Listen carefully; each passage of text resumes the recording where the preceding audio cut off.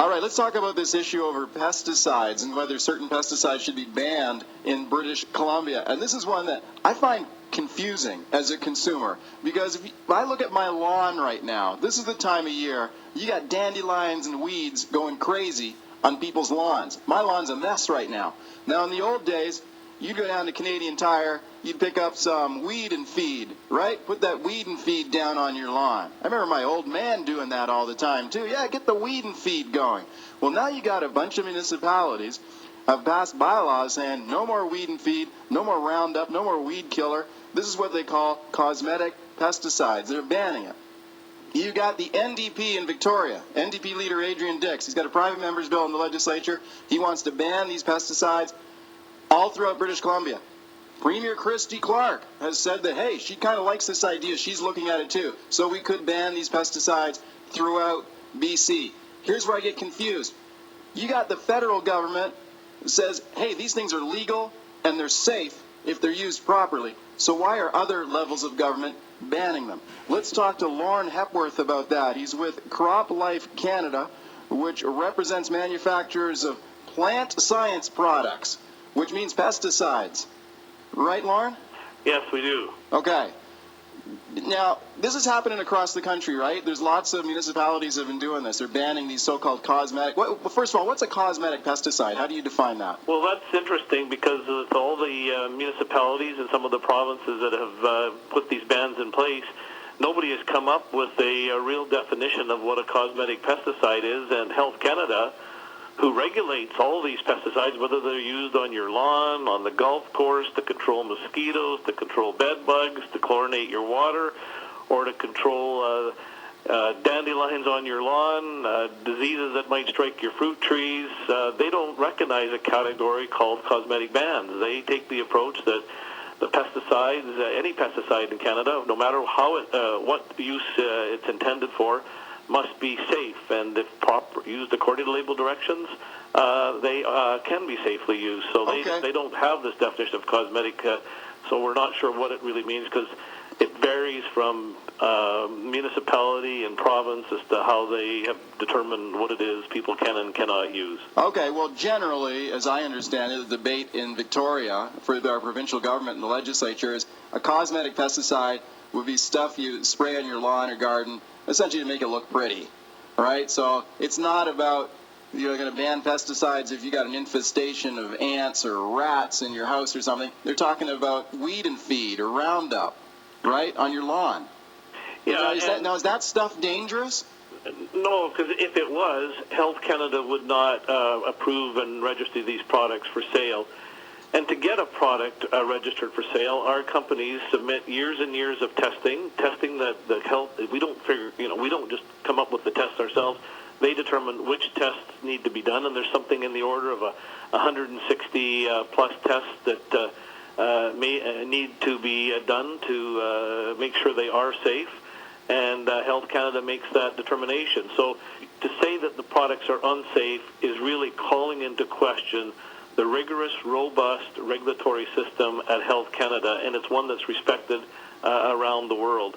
So use them properly, they can be used safely. So you've got Health Canada saying that these products are safe, and you've got other levels of government banning them anyway, right?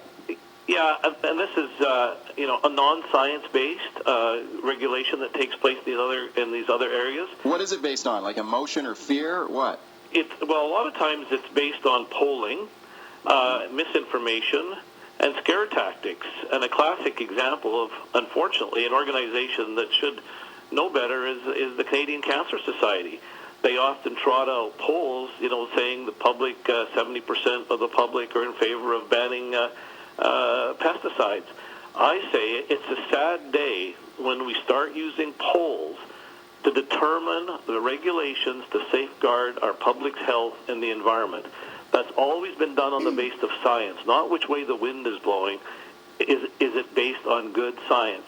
Because if you don't use science to determine which things are a risk to the public or the environment, then you get resources being put against areas of risk that are very low or non-existent, and then risks that are important might go unattended and not get the dollars and resources they need to be to deal with them. Okay, well, I think that's a good point, but you also said earlier, look, you got experts, you got all these high-level experts at Health Canada saying one thing.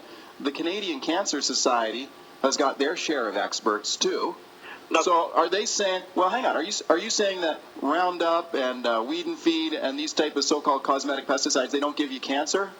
Yes, because if they did give you cancer, Health Canada would not approve them, because part of the testing that they go through is an evaluation for risk of cancer. What if you use them improperly? Well, I mean, part of following the label directions is, putting gloves on, for example, and proper protective clothing, for example. But having said all of that, one of the considerations that Health Canada takes into consideration when they're approving these things is the fact, not that you want it to happen, nor that it should happen, but they take into, as part of their evaluation, what if a young child crawled across the lawn, had dirt on their hands or grass, and then put their hands in the mouth?